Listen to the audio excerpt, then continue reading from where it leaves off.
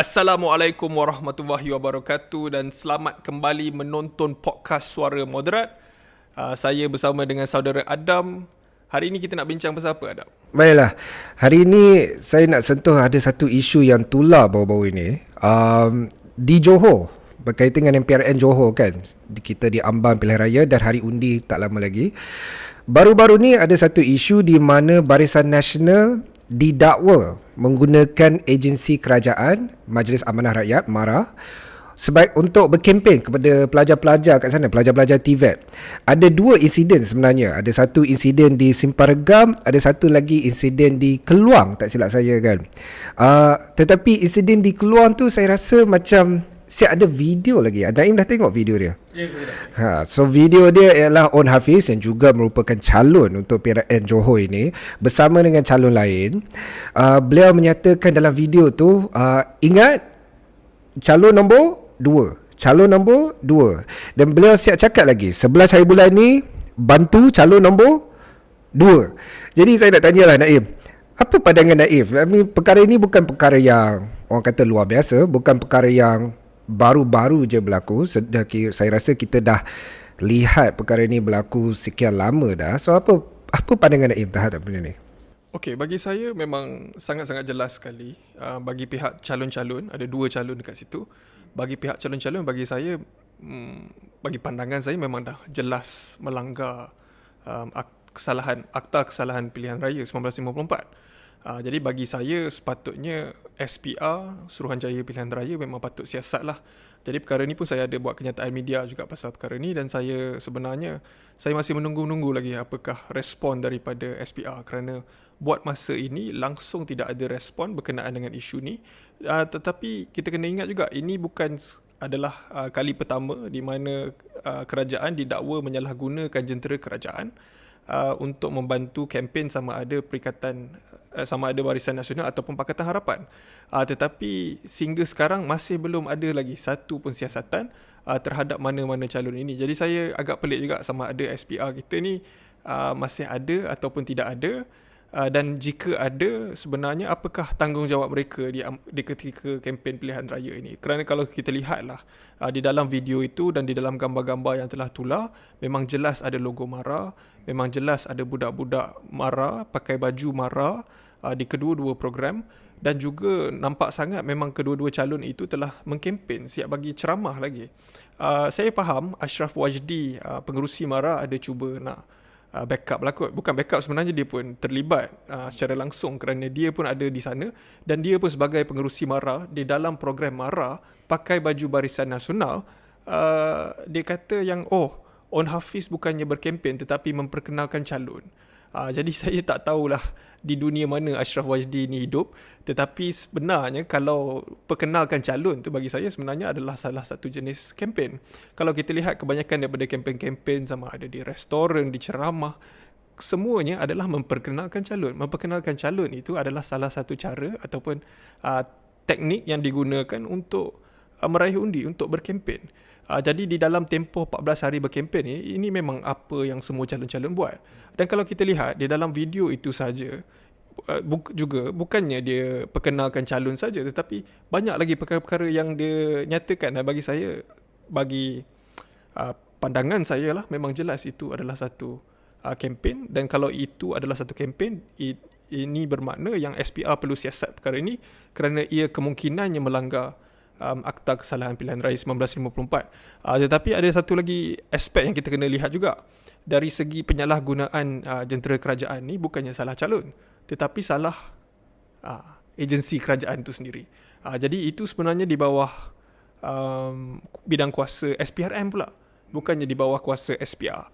Dan mungkin SPRM juga perlu teliti dan mempertimbangkan sama ada siasatan perlu. Kerana kita kena tengok, adakah ini satu perkara yang adil di mana pengerusi BN adalah seorang yang berpegang jawatan tinggi di dalam BN didakwa menyalahgunakan kuasa dia di dalam MARA untuk membantu kempen calon-calon BN. Jadi itu adalah satu kesalahan jika saya tak silap. Kalau betul lah dia salah guna kuasa. Jadi SPRM dan SPR sekarang ni kita lihat sunyi sepi. Jadi mungkin lepas kita buat podcast ni, harap dia terbangun sikit lah. Okay, saya nak Saya ada soalan tambahan kepada Naim lah kan. Sebab perkara ini seperti mana kita tahu bukan perkara yang baru, bukan perkara yang luar biasa. Kita dah lihat banyak kali bahawa kerajaan menggunakan agensi kerajaan ataupun kerajaan menggunakan aset-aset kerajaan dengan alasan ada lawatan kerajaan dan kebetulan pilihan raya, so kebetulan dia berada di tempat itu, so itu antara alasan-alasan yang selalu kita dengar lah kan. Jadi tapi saya nak sentuh pasal akta kesalahan pilihan raya ni. Kerana kalau kita tahu akta kesalahan pilihan raya ni antara benda yang memang terang atau benda yang memang clear cut orang kata ialah contohnya bagi hadiah atau bagi duit. So, contohnya. Jadi dari segi ini beliau memperkenalkan diri dan memperkenalkan calon yang lain di sebuah event TVET di hadapan pengundi-pengundi muda, pelajar-pelajar TVET itu. Dari segi apakah di akta pilihan raya itu dia melanggar? Kalau kita, ya. Okey, pertama sekali kita tak tahu sebenarnya sama ada peserta-peserta itu mendapat sebarang imbuhan ataupun ganjaran untuk berada di sana. Itu pertama sekali. Jika ada dan di dalam program itu ada berlakunya proses berkempen, itu boleh dikatakan sebagai memberi sogokan ataupun imbuhan kepada peserta-peserta itu. Itu satu. Kedua adalah berkenaan dengan dana.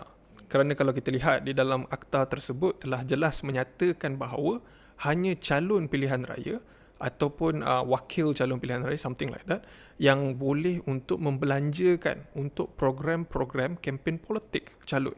Jadi kalau di dalam program itu, kalau ianya memang dibiayai oleh calon tersebut, tidak apa. Tetapi kalau ia dibiayai oleh MARA, itu telah melanggar akta pilihan raya. Jadi kalau dana program itu tidak datang daripada calon ataupun wakil calon, itu kemungkinannya adalah satu pelanggaran juga. Dan ketiga, berkenaan dengan penyalahgunaan jentera kerajaan lah, yang itu lebih kepada MARA itself dan bukannya kepada calon itu sendiri. Okey, faham. Oh, satu lagi perkara saya lupa. Teo Ni Ching, seorang pemimpin DAP juga telah menyatakan, dia kata dia ada bukti. Jadi kalau nak minta bukti, kena tanya dia, saya pun tak tahu. Pasal dia belum dedahkan lagi jika saya tak silap.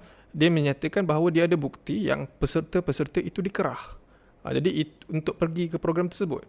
Jadi kalau itu juga telah berlaku, saya pasti ianya juga melanggar kesalahan pilihan raya ni. Jadi persoalan yang lebih besar ialah dari saya lah, sampai bila SPR atau SPRM nak membisu dan membiarkan perkara ini berlaku? I mean, kita seperti mana yang kita sebut, saya tak nak ulang banyak kali lah kan, tapi benda ni memang setiap kali pilihan raya kita lihat berlaku, tak pernah tak berlaku.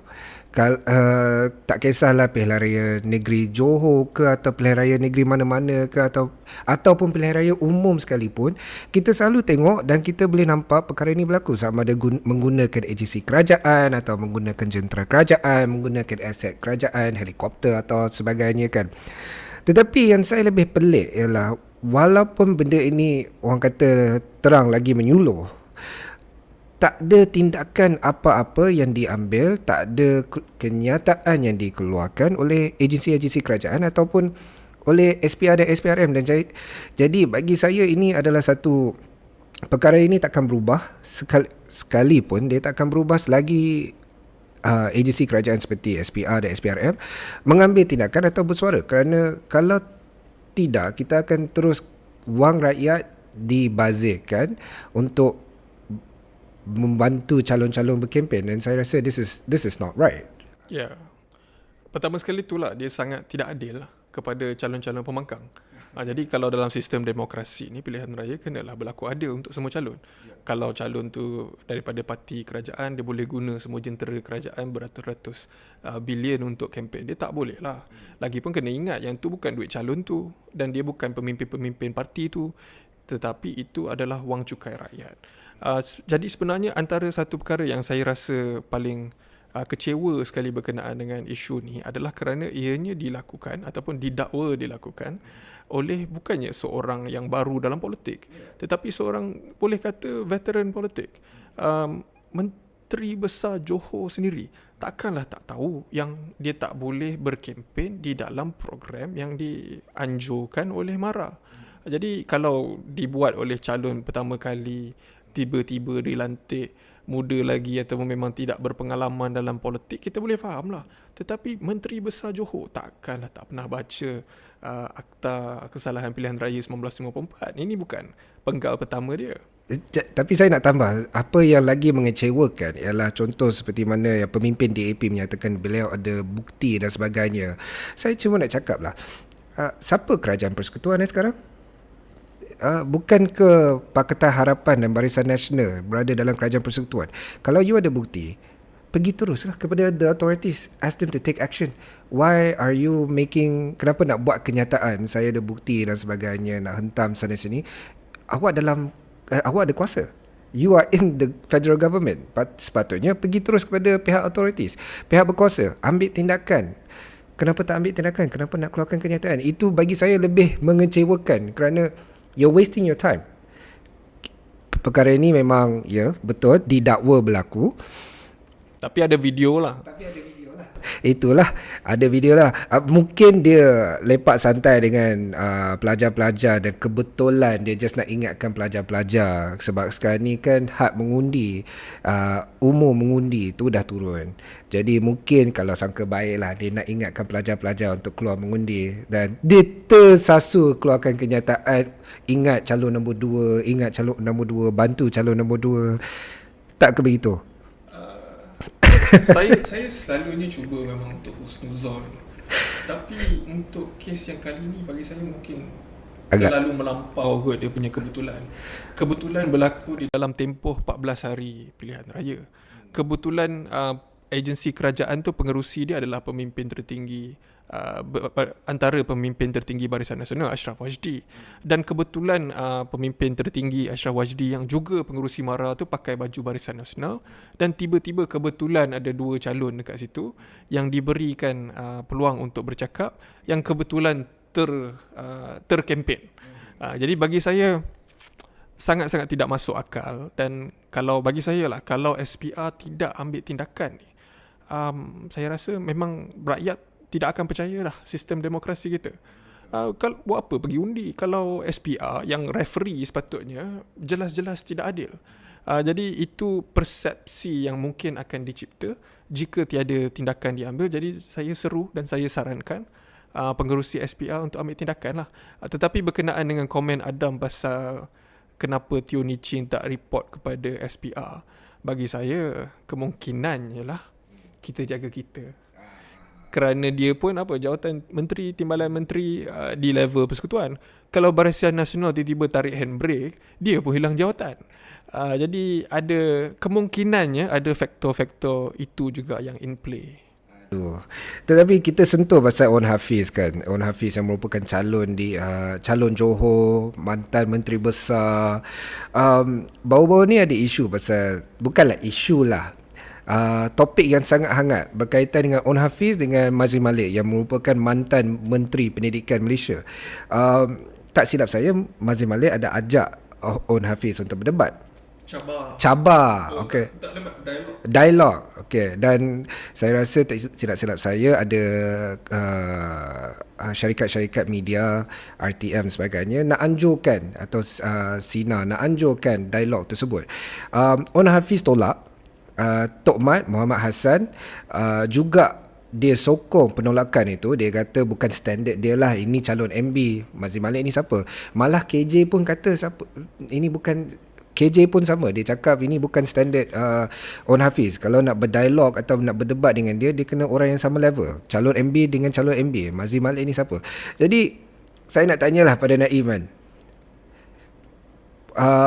apa yang mungkin, what could go wrong lah, apa yang mungkin yang menyebabkan On Hafiz ni tak nak berdialog dengan Mazli Malik? Adakah sebab bukan sama level?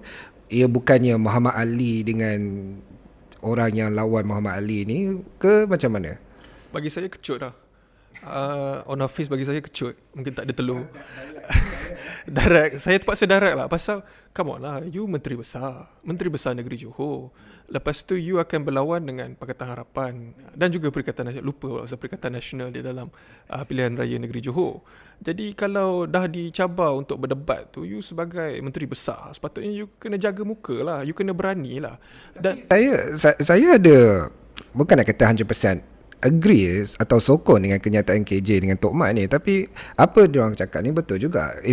Kalau saya nak berdialog dengan sesiapa pun, saya ni mantan Menteri Besar dan saya juga calon Menteri Besar, sepatutnya saya berdialog dengan orang yang sama taraf dengan saya. Tak rasa begitu? bagi saya, diorang dua-dua sama taraf. Bottom of the barrel lah.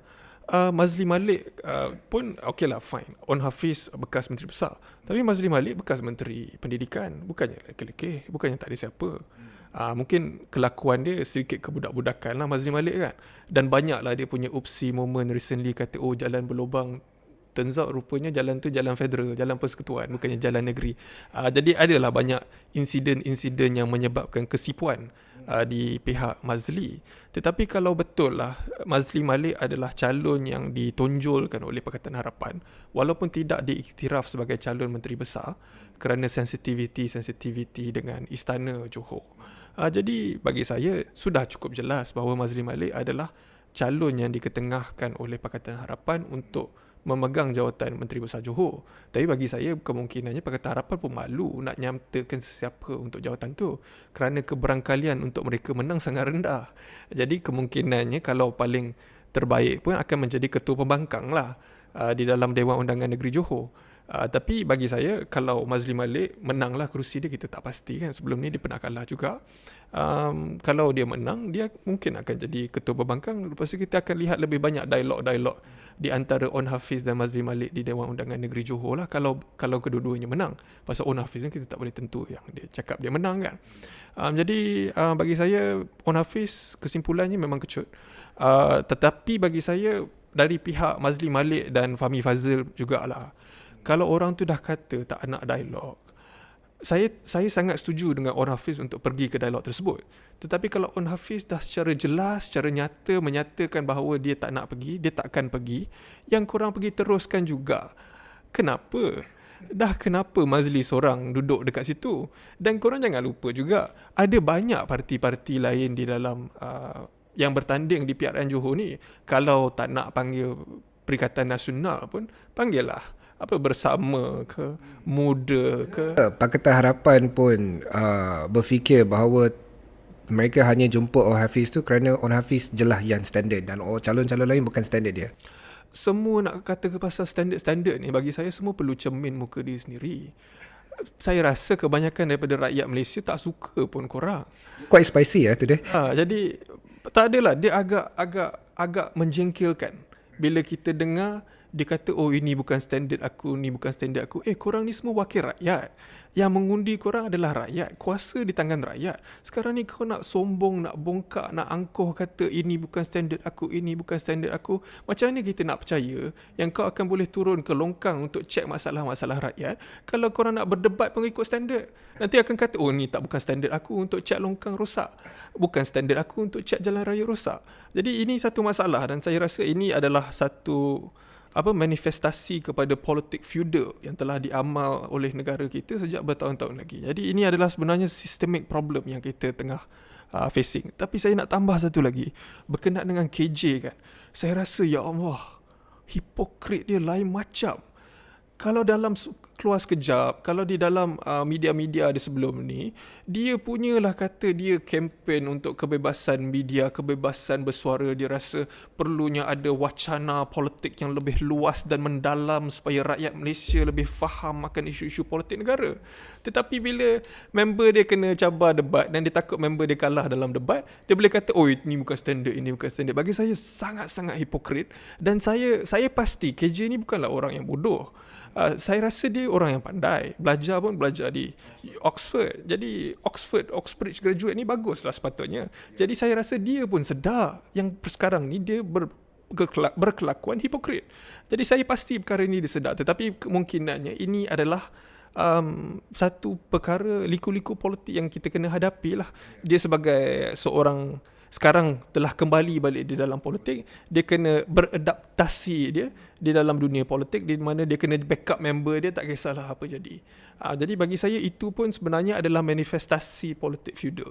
Ya, saya setuju dengan, bukan nak kata tak setuju lah, saya banyak lebih setuju kepada Naim lah. Sepatutnya kalau dah diajak untuk berdialog, lagi-lagi di musim pilihan raya ni, saya rasa seeloknya pergi je lah berdialog kan.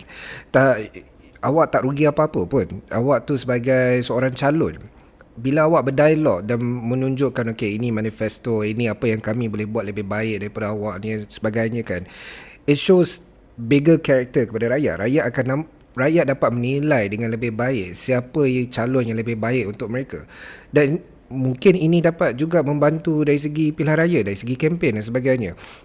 Jadi nak gunakan alasan bukan level, bukan standard, saya ni calon MB, awak tu bukan calon MB yang diiktiraf. Saya rasa ini adalah satu seolah-olah tengok dia macam seolah-olah perlawanan kita tengok masa zaman sekolah dulu, budak-budak kecil dulu kan. Dia like it's you not me, you not my level kan. Saya pun bila baca tu saya macam aduh apa inilah level pemimpin-pemimpin kita lah nampaknya, nampak gayanya. Tapi agak menyedihkan juga apabila kita lihat Mazin Malik seorang-seorang berdialog kat situ. Saya pun dah macam jumpalah orang lain. Mana tahu kan bila jumpa bersama atau jumpa Perikatan Nasional misalnya, boleh bertukar pandangan, boleh nampak ideologi daripada Perikatan Nasional, daripada bersama, manifesto Perikatan Nasional, manifesto bersama, apa yang mereka nak bawa kan. So saya rasa Pakatan Harapan pun juga bersalah dalam istilah standard ni, kerana kenapa tak jemput? Kenapa hanya tumpukan kepada On Hafiz saja? Kenapa itu je tunnel vision awak tu? Kenapa? This is bagi saya adalah mainan budak-budak lah, nak kata you're not my level, saya ni, saya itu. It's kelakar tapi menjengkelkan. Saya nak ingatkan semua, korang ingat lagi tak siapa pemimpin yang takut nak berdebat lepas tu kata ini bukan standard saya, ini bukan standard saya? Datuk Seri Najib Razak waktu dia Perdana Menteri dia. Dia takut nak berdebat, lepas tu apa jadi? Sekarang dalam penjara. Jadi bagi saya pemimpin-pemimpin politik Malaysia kena ambil iktibar lah daripada insiden tersebut. Cakap pasal Datuk Seri Najib, your bed awak agak panas hari ni Naim, macam direct je semua. Jadi saya nak tanya lagi satu soalan, and hopefully awak akan direct lagi sekali. Isu Najib Razak, Datuk Seri Najib Razak ni sekarang ni antara modal Pakatan Harapan ialah kalau undi Barisan Nasional bermakna nak bebaskan Najib. Adakah itu benar? Adakah Najib akan dibebaskan setelah Barisan Nasional diumumkan memegang kerajaan Johor tidak lama lagi, 11 hari bulan ni? Adakah perkara itu boleh berlaku? Apa pandangan Naim? Sebenarnya saya bersama dengan Pakatan Harapan di dalam isu ni. Saya setuju yang betul jika Barisan Nasional menang besar, ianya akan membuka kepada keberangkalian untuk Datuk Seri Najib Razak dibebaskan. Tapi ini adalah pilihan raya negeri, ini bukan pilihan raya umum. Ini tak ada kena-mengena dengan federal atau kerajaan persekutuan. Macam mana isu Najib ni boleh dikaitkan, atau isu kebebasan Najib ni boleh dikaitkan dalam satu pilihan raya negeri? Okey, pertama sekali saya kena jelaskan, yang isu ni bukanlah isu yang dibawa oleh Pakatan Harapan. Sebenarnya saya sendiri dah bercakap pasal isu ni sebelum Pakatan Harapan bercakap. Kenapa? Dan isu ni sebenarnya bukan dibawa oleh saya, bukan dibawa oleh Pakatan Harapan, tetapi dibawa oleh anak Najib sendiri. Kerana yang mula-mula cakap perkara ni bukannya Pakatan Harapan, bukannya saya, bukannya aktivis-aktivis lain, penggiat-penggiat media sosial yang lain, tetapi anak Najib sendiri. Anak Najib sendiri, Nazif, cakap di depan media, dia kata jika Barisan Nasional menang besar di Johor, ini akan memberi isyarat bahawa rakyat mahu untuk Najib dibebaskan. Jadi sebab itulah saya pun tengok ini adalah isyarat bahawa Barisan Nasional jika mereka menang, mereka akan embolden untuk mendesak dengan lebih keras lagi untuk Datuk Seri Najib Razak dibebaskan. Dan kalau itu dari segi punca, dari segi mana isu ni datang. Tetapi berkenaan dengan ini pilihan raya negeri, bukannya pilihan raya umum, jadi tak ada memberi impak kepada proses pengampunan. Proses pengampunan pun yang dibuat oleh Yang di-Pertuan Agong, bukannya oleh Perdana Menteri, bukannya oleh kerajaan. Jadi sepatutnya pilihan raya negeri ataupun pilihan raya umum tidak ada bearing kepada pengampunan Datuk Seri Najib Razak. Tetapi bagi saya, my rationale is this. Di dalam kerajaan persekutuan, ada Pakatan Harapan dan ada Barisan Nasional. Dan kita tahu mereka ni bukanlah buddies for life. Di dalam pilihan raya negeri Johor ni pun mereka sedang bertarung, bergaduh. Jadi kita tahu bahawa di dalam kerajaan persekutuan ni, there is a fight for power. Ada a fight for dominance. Dan Barisan Nasional ada beberapa perkara yang dia nak ketengahkan. Dan Pakatan Harapan pun ada beberapa perkara yang dia nak ketengahkan. Jadi setiap kali ada kabinet, mesyuarat kabinet, setiap kali ada sebarang keputusan, memang akan ada clashing dekat dalam kerajaan persekutuan di mana yang ni cuba mendesak ini, yang itu cuba mendesak itu. Jika Barisan Nasional menang besar di dalam pilihan raya negeri Johor, menang besar di pilihan raya negeri Sembilan, menang besar di pilihan raya negeri Melaka, apa yang akan jadi? Mereka akan embolden, mereka akan rasa mereka mempunyai pengaruh yang lebih kuat dan mereka akan menggunakan perkara itu sebagai leverage untuk mendapat apa yang mereka mahukan daripada Pakatan Harapan. Dan salah satu perkara yang kita tahu memang diorang nak adalah untuk ampunkan Datuk Seri Najib Razak. Dan berkenaan dengan kuasa yang di-Pertuan Agong, bukan kuasa kerajaan dan sebagainya, let's be real lah. Proses itu adalah satu proses kerajaan, di mana untuk memanggil lembaga pengampunan, di mana peranan pendakwa raya, peranan nasihat daripada Perdana Menteri, peranan anggota-anggota di dalam lembaga pengampunan itu, semuanya ada implikasi ataupun ada kaitan dengan kerajaan. Jadi jikalah saya cakap, jika lepas ni pilihan raya umum misalnya, Barisan Nasional menang besar, ada kemungkinan yang besar bahawa Datuk Seri Najib Razak akan dibebaskan. Dan kita kena lihat di dalam konteks yang lebih besar, di mana perkara ini berlaku di seluruh negara, di seluruh dunia, bukan hanya di Malaysia. Jika parti ini menang, Nelson Mandela akan keluar. Jika parti ini menang, Suki akan keluar, Aung San Suu Kyi akan keluar. Jadi ada kemungkinan jika parti Najib Razak itu menang besar di dalam pilihan raya umum, ada kemungkinan yang dia juga akan bebas. Jadi bagi saya memang ada keberangkalian, dan jika BN menang besar di Johor, ianya akan membantu mereka untuk memenang besar di dalam pilihan raya negeri yang lain. But On Hafiz dengan Tok Mat dah nafikan perkara ni sebenarnya. Mereka kata tidak, ini bukan salah satu agenda mereka apa. Jadi adakah masih benar bahawa kalau Barisan Nasional menang, ini adalah salah satu agenda, sedangkan pimpinan-pimpinan mereka pun dah nafikan benda ni secara terang-terangan? Ya, tetapi kalau kita tengok kenyataan diorang sekarang, ialah. Tetapi cuba kita tengok kenyataan-kenyataan mereka sebelum ni. Di dalam Perhimpunan Agung UMNO misalnya, apa yang mereka kata? Kita nak bebaskan Najib, nak bebaskan Najib, nak bebaskan Najib. Nazif tepuk kat bawah. Najib mungkin tepuk kat dalam penjara kan. Jadi kita tahu bahawa agenda besar mereka adalah untuk mendapatkan pengampunan untuk Datuk Seri Najib Razak, dan jika mereka mempunyai kuasa, kita tidak boleh nafikan keberangkalian untuk Datuk Seri Najib Razak itu diampunkan akan menjadi lebih besar. So, I'll ask you a more direct question lah kan. Kalau undi Barisan Nasional, adakah ia bermakna kita nak bebaskan Najib? Bagi saya, tidak semestinya. Okey. Berkenaan dengan pengundi itself, pengundi dia mungkin ada banyak-banyak sebab. Ada yang akan undi pasal mak dia suruh. Ada yang akan undi pasal memang satu keluarga dia UMNO, so dia pun pangkal UMNO. Mungkin akan ada yang undi pasal dia suka On Hafiz. Dia kata On Hafiz, pandailah berucap ketika di dalam program MARA baru-baru ini. Jadi itu pun kemungkinan. Jadi kenapa pengundi itu mengundi UMNO Barisan Nasional, bagi saya tidak semestinya adalah kerana Najib. Dan saya pasti kebanyakan daripada pengundi-pengundi di Johor tu tidak mengundi untuk membebaskan Najib. Kerana kalau kita lihat ketika kemuncaknya PRU 14 sebelum ni pada tahun 2018, di mana Datuk Seri Najib Razak telah kalah tersungkur dan akhirnya masuk penjara tu, Johor pun telah kalah. Jadi kita tahu bahawa pengundi-pengundi di Johor juga sebenarnya sangat sensitif dengan isu Najib ni. Jadi sebab itulah kemungkinannya Pakatan Harapan akan mengambil peluang untuk Nazif kata ni, dia pun attack lah. Kerana dia tahu memang pengundi-pengundi Johor ni ada segelintir ataupun ada segolongan besar yang memang allergic kepada Datuk Seri Najib Razak. Okay, I mean saya setuju juga, tapi cuma saya pun ada sikit nak, saya faham di mana salah satu agenda Barisan Nasional atau UMNO khususnya adalah untuk bebaskan Najib dan dapatkan pengampunan semula. Dan mereka telah berkata perkara ini sekian lama dah, daripada sejak beliau Datuk Seri Najib masuk ke penjara sampai ke sekarang.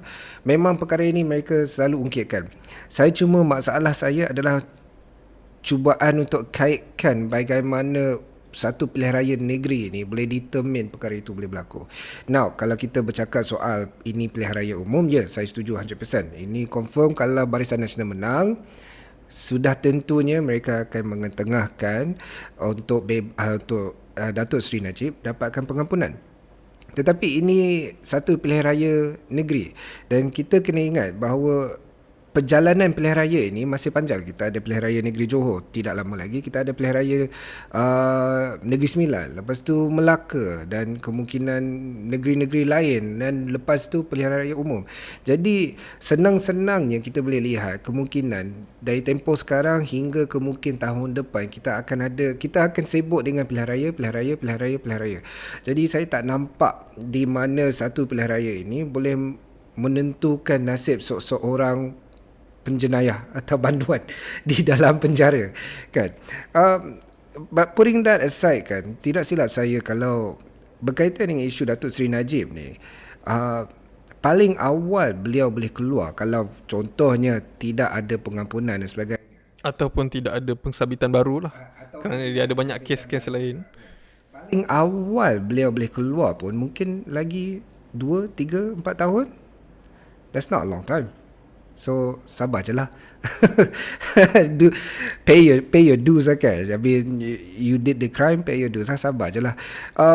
But it's okay. I mean, moving forward, kita dapat tengok dan lihat bagaimana reaksi pengundi-pengundi di Johor dengan naratif bahawa undi Barisan Nasional ni Najib Razak bebas. Kita dapat lihat dan menilai tak lama lagi. Satu lagi saya nak sentuh pasal banduan. Sedang kita cakap pasal banduan dan penjenayah ni, ada satu isu yang saya tak berapa fasih, tapi saya ada nampak video dia sikit mengenai Samsul Iskandar ni.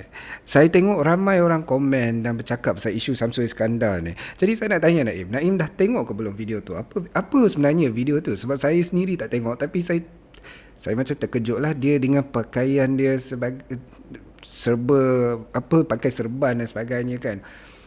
Apa video tu sebenarnya? Apa yang dia cakap? Ya, malangnya saya dah tengok video tu. Kalau boleh saya reverse balik, saya pun tak nak tengok sebenarnya. Tetapi malangnya saya dah tengok, dan kandungan video itu adalah Samsul Iskandar memakai baju yang untuk memperagakan ataupun menampakkan watak keislaman tu. Jadi dia pun melakukan peranan sebagai memberi talqin. Talqin ni saya tak pastilah Adam tahu ataupun tidak, tetapi dia hanya diberi kepada orang yang meninggal, kepada arwah. Jadi selepas dikebumikan tu, jadi memang ada imam ke ustaz memang akan baca talqin lah. Jadi dia guna skrip yang sama talqin tu, tetapi dia tukar skrip tu kepada unsur-unsur politik, di mana jikalah kamu didatangi oleh kalibat Barisan Nasional ataupun Perikatan Nasional, janganlah gentar, janganlah gerun. Mereka juga adalah hamba Allah Subhanahu Wa Taala. Jadi jika mereka beri RM100, mintalah RM500. Jika mereka bagi kopi teh, mintalah Milo. Jadi dia cuma nak cakap yang macam nak bagi nasihat kepada pengundi-pengundi Johor ni di dalam menggunakan format talqin ni untuk menyatakan bahawa Barisan Nasional dan Perikatan Nasional ni akan bagi rasuah kepada pengundi-pengundi di Johor, dan pengundi-pengundi di Johor patut bukan saja ambil tapi minta lebih lagi. Lepas tu, tetapi bila undi Pakatan Harapan. Jadi sebab Pakatan Harapan bagi rasuah lagi besar di umum projek berbilion-bilion. Yang tu saya tak pastilah. Tetapi okeylah, komen saya berkenaan dengan video ni lah. Pertama sekali, pimpinan Barisan Nasional dan Perikatan Nasional, ke manakah kamu? Di manakah kamu? Tak nampak ke video ni yang dah viral, semua orang dah nampak? Kenapa tak lapor polis? Ini adalah terang-terangan dakwaan bahawa Barisan Nasional dan Perikatan Nasional memberi rasuah kepada pengundi ketika tempoh kempen pilihan raya. Ini adalah satu fitnah dan dakwaan yang sangat-sangat berat. Kenapa Perikatan Nasional dan Barisan Nasional tak ambil peluang ini untuk memastikan, untuk menjernihkan nama mereka? Syamsul Iskandar jelas-jelas kata mereka bagi rasuah, dan kalau kamu dapat ditawarkan rasuah oleh mereka, minta lebih lagi. Jadi bagi saya itu pertama sekali, di manakah pemimpin-pemimpin Perikatan Nasional dan Barisan? Saya ada satu persoalan. Kita cakap pasal rasuah ni, bukan ke Syamsul Iskandar ni dia pernah kena tahan oleh SPRM atas isu rasuah? Bukan saja pernah ditahan, tetapi masih disiasat. Masih disiasat. Jadi seorang perasuah sedang menyuruh kepada rakyat untuk dakwaan penerima rasuah sedang menyuruh kepada rakyat bahawa parti-parti politik yang lain, Barisan Nasional, Perikatan Nasional didakwa akan memberikan rasuah dan menyuruh kepada rakyat untuk ambil rasuah Perikatan Nasional, Barisan Nasional, tetapi undi Pakatan Harapan. Tapi bagi saya yang paling ironiknya, dia bagi nasihat kepada pengundi untuk menerima rasuah. Dan dia juga sedang disiasat kerana menerima rasuah sebanyak RM176,892. Saya kena check balik. Lebih kurang situlah. Jadi tapi key point dia pun didakwa menerima rasuah. Jadi itulah pengundi-pengundi Johor. Saya tak tahulah. Kalau saya pengundi Johor pun saya jam. Saya tak tahu nak buat apa lepas tengok video. Tetapi satu point lah, ini mempersendakan agama. Ya, betul. Jadi ia bukan sahaja isu, memang video tu bodoh lah, dan saya nampak lah dia mungkin nak cuba buat parody ke apa. Tetapi berkenaan dengan isu talqin, berkaitan dengan isu orang yang dah meninggal, apa yang kita baca kepada orang meninggal, isu agama ni bagi saya tidaklah patut ditunggang sebegitu rupa. Tidak patut dipermainkan. Ya, dan dikaitkan dengan rasuah. Itu dua benda yang bercanggah. Agama dengan rasuah, dua benda yang, satu yang positif, satu yang negatif. Saya tak tengok pun video tu. Saya nampak muka Syamsul Iskandar ni, saya nampak dengan video dia, saya terus tak nak play. Saya macam, apa dia ni buat ni kan? Dia ni bukan sedang disiasat ke? Sepatutnya dia lebih fokus pada siasatan atau kes dia yang dia sedang dihadapi kan. Tetapi bila Naim dah cerita macam ni, saya pun rasa agak ironi lah, agak kelakar lah. Dia seorang yang didakwa menerima rasuah dan dia sedang menyuruh kepada rakyat untuk terima rasuah. Jadi otak saya pun tengah trying to put two and two together, tapi two and two is not coming together lah. Let's just put it that way. It's a bit funny lah. Satu lagi. Siapa boleh lupa yang baru 2-3 hari lepas dia kantoi hisap segar kat restoran. Yang tu pun dia tidak disiasat oleh KKM. Jadi bukan saja pemimpin Barisan Nasional dan Perikatan Nasional patut ambil tindakan, tetapi mungkin Kementerian Agama juga mungkin patut ambil tindakan kerana mempersedakan agama. Dan video ini telah dimuat naik secara online, jadi mungkin MC pun boleh mainkan peranan. Dia dah take down that video, tetapi masih boleh kenakan mana-mana akta lah, misalnya menjengkelkan ke apa kan. Lepas dan memfitnah. Ini adalah satu fitnah. Dan yang kelima sekali, KKM buat apa? Sepatutnya dia didenda lah. Walaupun iyalah, saya faham lah, RM500. Kalau betul dia ambil RM176,892, RM500 tak lekang lah kalau betul. Kalau tak betul pun saya rasa sebelum ni dia pegang jawatan sebagai Setiausaha Politik Kanan Perdana Menteri, mungkin bayaran dia bagus, mungkin bolehlah dibayar RM500. Tetapi ini adalah berkenaan dengan prinsip. Apa yang kita boleh nampak bahawa pemimpin politik veteran negara boleh buat apa sahaja dan tidak diambil tindakan. Betul. Jadi ini adalah satu masalah double standard. Saya setuju soal itu, kerana kalau kita lihat memang pemimpin-pemimpin veteran ni seolah-olah tidak ada perubahan. Daripada zaman azali lagi sampai sekarang memang tak ada perubahan. Yang dulu pernah bercakap soal perubahan, tak ada perubahan pun. Yang ini cakap ini, yang ini cakap ini, semua 2 kali 5 semua sama sahaja. Tetapi saya nak bagi nasihat sikit lah kepada Samsul Iskandar ni kan. Awak tu banyak masalah sebenarnya sekarang ni kan. Saya rasa awak tak patut nasihatkan rakyat soal pilihan raya ni. Soal ambil rasuah. Soal ambil rasuah ni. Awak tu dah lah didakwa menerima rasuah. Awak nak nasihatkan rakyat untuk ambil rasuah pula. Aduh macam saya rasa minggu terakhir pilihan raya ni banyak perkara-perkara yang orang kata kelakar lah. Tapi saya nak sentuh perkara yang paling last lah. Saya nak sentuh pasal pilihan raya umum ni. Pilihan raya umum pula, pilihan raya negeri ni. Perkara yang terakhir saya nak sentuh, ada dakwaan bahawa ini sebenarnya dakwaan ini datang daripada KJ sendiri. Sebenarnya ada dakwaan daripada dia menyatakan bahawa Pakatan Harapan ni sebenarnya copy paste manifesto Barisan Nasional. Ya betul. Beliau mendakwa Pakatan Harapan copy paste manifesto Perikatan Barisan Nasional. Ada unsur-unsur contohnya dari segi bantuan rumah pertama, perumahan mampu milik, sokongan pejaja, sasaran pekerja, dana pendidikan dan sebagainya. Ada similarities dan saya ada baca sebenarnya manifesto itu. Betul, memang ada similarities. Tetapi perkara yang saya lebih aneh sekali kan, kita sepanjang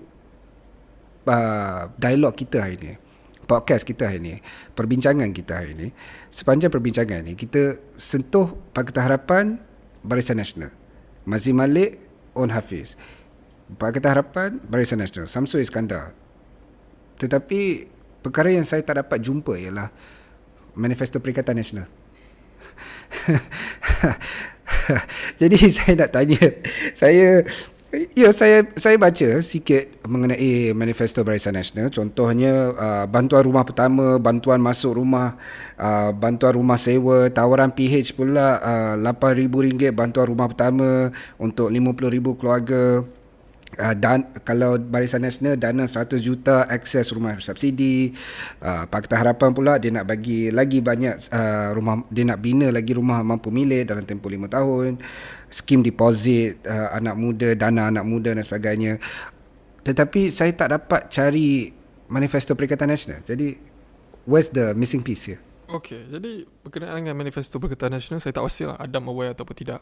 Tetapi Taqiyuddin Setiausaha Agong PAS telah mula-mula menyatakan bahawa ada satu perkara yang akan mengejutkan di dalam manifesto Perikatan Nasional yang akan dibentangkan tidak lama lagi. Tetapi lepas tu, beberapa hari selepas tu, tidak lama lagi selepas tu, dia kata kita tak akan bentangkan manifesto Perikatan Nasional kerana kita tidak akan jadi kerajaan. Okey, jadi first point saya, at one point saya setuju dengan Taqi. Mungkin Perikatan Nasional kali ini tidak perlu untuk keluarkan manifesto kerana mereka hanya bertanding 16 kerusi. Jadi kemungkinan untuk mereka membentuk kerajaan itu sangat tipis. Jadi kemungkinannya mereka tidak boleh bentuk kerajaan. Jadi tak perlulah ada manifesto. Manifesto ni untuk kerajaan. Sorry bro. 33. Okay, fine. Nombor siapa? Bersama. Okay. 33 ke 36? Okay, semua ada lah. Jadi dia orang kata dia orang tak boleh bentuk kerajaan, jadi dia orang tak perlu keluarkan manifesto. Jadi at one aspect saya faham. Tetapi at another aspect, korang kena ingat yang korang kalau tak boleh bentuk outright government pun, kerajaan negeri Johor, sekurang-kurangnya boleh berada sebagai parti komponen. Mungkin Barisan Nasional perlukan beberapa kerusi lagi untuk bentuk kerajaan, Pakatan Harapan perlukan beberapa kerusi untuk bentuk kerajaan. Fahaman saya, contohlah kan, andai kata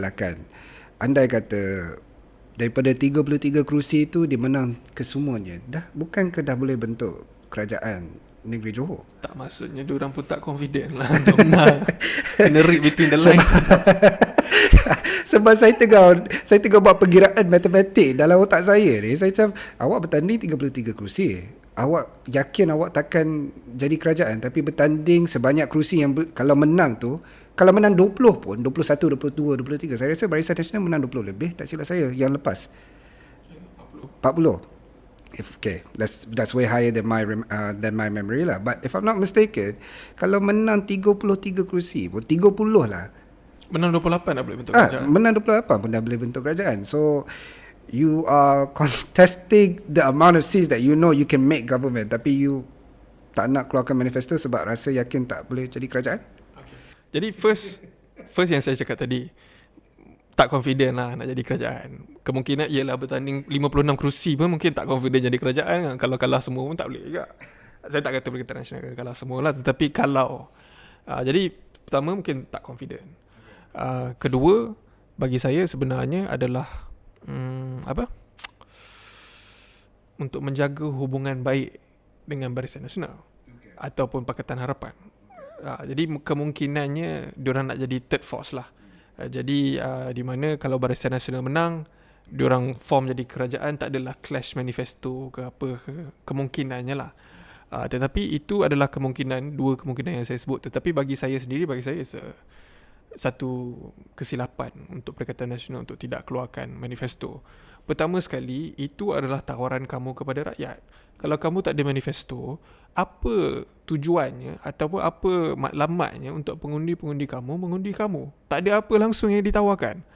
Dan kedua, ianya nampak seperti kamu lemah, seperti kamu tidak bijak, seperti kamu tidak mempunyai apa-apa yang boleh untuk ditawarkan, dan kamu jauh ke belakang lah berbanding dengan parti-parti lain. Adakah sebab mereka sedang ada perbalahan dengan Bersatu? Kemungkinan juga, saya ada fikirkan itu. Itu mungkin salah satu kemungkinannya di mana PAS dengan Bersatu ni cannot agree with each other.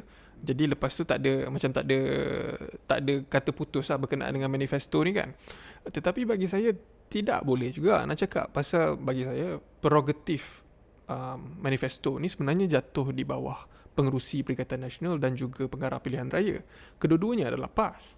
Jadi jika PAS is ready, jika PAS bersedia, jika PAS mempunyai tawaran-tawaran yang boleh diketengahkan, bagi saya PAS tak perlukan pun sokongan daripada gerakan MIPP ataupun Bersatu untuk luluskan. Tetapi ada kemungkinan itu jugalah. Mungkin diorang dah ada semua ni, tapi diorang rasa nanti gerakan akan attack ke MIPP, akan attack ke Bersatu, akan tak setuju ke, jadi akan cipta satu polemik yang baru, jadi mereka tidak keluarkan terus manifesto ni. Tetapi bagi saya itulah, saya dalam politik ni tak adalah lama, lebih kurang 11 tahun je. Tetapi saya tengok di dalam mana-mana parti, di dalam mana-mana pakatan, pergaduhan, perbalahan dan perselisihan tu memang akan sentiasa ada. Dan kalau kita tengoklah macam PRU 14 dulu pun, siapa yang kerja di belakang tabir seperti saya tahu yang Mahathir, Wan Azizah, Rafizi, Wong Cheng semua ni, semua tak see eye to eye berkenaan dengan manifesto. Tetapi bila kita tahu, when it comes close to the election, benda yang paling penting adalah untuk menang pilihan raya itu, jadi mereka akan apa-apa pun mereka akan work together. Tetapi nampaknya perkara itu tidak berlaku di dalam kes Perikatan Nasional kali ini. Jadi bagi saya itu juga adalah satu foreshadowing lah untuk apa yang akan jadi selepas ini. Saya agak kecewa sebab ialah seperti mana yang saya katakan tadi, saya duduk bila KJ sebut pasal manifesto copy paste ni, saya pun ambil inisiatif untuk baca manifesto Pakatan Harapan, saya baca manifesto Barisan Nasional, tetapi saya tak jumpa manifesto Perikatan Nasional, dan saya rasa agak kecewa kerana you sebagai satu parti politik yang bertanding di pilihan raya, yang bertanding untuk mewakili rakyat, sepatutnya awak menawarkan beberapa perkara yang membuktikan yang diri awak ni boleh menjaga atau membela kebajikan rakyat atau boleh mentadbir kerajaan negeri lebih baik daripada orang lain. Melainkan okeylah, kalau nak gunakan alasan kita ni tak confident, kita takkan pegang kerajaan negeri Johor. Kalau nak gunakan alasan itu, kalau awak bertanding contohnya 10-11 kerusi, saya faham lah, memang confirm lah kalau you menang pun you takkan dapat jadi kerajaan. Itu saya faham lah. Tetapi awak bertanding 33 kerusi. So bila awak dah bertanding among kerusi yang dah boleh membentuk kerajaan, so sepatutnya ambil iktibar atau ambil tanggungjawab untuk memberikan penawaran-penawaran. Kalau tak, macam mana awak nak pergi turun ke Padang, pergi berkempen? Model kempen awak ialah just undi saya je lah. Undi saya lebih baik, itu je lah. Tapi sebab apa awak lebih baik, kita tak tahu. Apa yang awak tawarkan, kita tak tahu. Jadi itu perkara yang saya rasa saya bukan nak kritik berat sangatlah pada Perikatan Nasional, tapi this shows quite of a lack of lack of planning lah, lack of strategic planning daripada pihak Perikatan Nasional. Mungkin ada banyak sebab, pembalahan, dalaman dan sebagainya, tetapi saya rasa ini menunjukkan yang awak belum bersedia untuk menerajui kerajaan negeri Johor. Atau saya harap untuk pilihan raya kali ini je lah, saya harap pilihan raya yang akan datang ini mungkin mereka akan lebih baik. Tetapi untuk kali ini memang menunjukkan awak tak ready lah sebenarnya. Ya, saya sebenarnya paling kesian dengan calon-calon PRN Johor ni. Kerana kalau saya lihat lah, calon-calon Perikatan Nasional ni ramai yang berpotensi. Dan banyak sebenarnya calon-calon Perikatan Nasional yang sangat, bagi saya, sangat berwawasan lah. Oh, jangan, bukan parti wawasan tetapi berwawasan dari segi mindset dia. Jadi sebenarnya kalau saya lihat, dan saya lihat juga ada juga calon-calon Perikatan Nasional telah mengambil inisiatif untuk mengeluarkan tawaran-tawaran mereka sendirilah di peringkat lokaliti mereka sendiri. Jadi saya harap calon-calon Perikatan Nasional ni walaupun mempunyai cabaran ini di mana di peringkat Perikatan Nasional tidak ada manifesto, tetapi mereka masih ada membentangkan manifesto-manifesto mereka sendiri di beberapa lokaliti yang harapnya akan mencukupi untuk membantu mereka menang lah. Kerana kalau saya lihat sangat-sangat menyedihkan lah kalau Perikatan Nasional langsung tidak ada di dalam Dewan Undangan Negeri Johor misalnya. Kerana kita perlukan sebuah pembangkang yang efektif. Dan kita kena faham yang Pakatan Harapan dengan Barisan Nasional ni memanglah diorang riuh rendah bergaduh sekarang ni.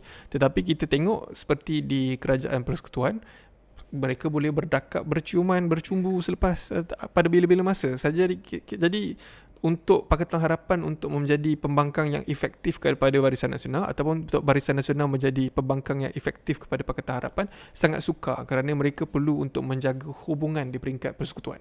Jadi satu-satunya hope atau potensi untuk pembangkang yang efektif sebenarnya adalah third force.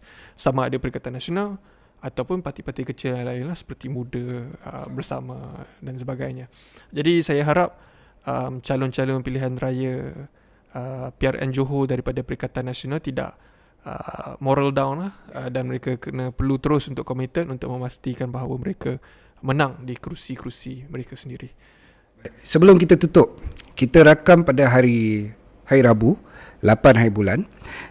Hari mengundi adalah 11 hari bulan, hari Sabtu ni. Jadi saya nak tanyalah, mungkin ini final verdict lah, siapalah champion di pilihan raya negeri Johor ini? Bagi saya champion tu memang jelas adalah Barisan Nasional. Tetapi bagi saya Barisan Nasional mungkin akan meningkat jumlah kerusi mereka. Pakatan Harapan mungkin akan menurun. Dan bagi saya insya-Allah Perikatan Nasional juga akan meningkat. Mungkin tak adalah meningkat sampai 40, 33, mungkinlah tidak. Tetapi saya harap lebih banyak daripada itulah. Itu jangkaan saya. Bagaimana dengan Adam? Ya, saya rasa Barisan Nasional akan menang lebih banyak kerusi, confirm.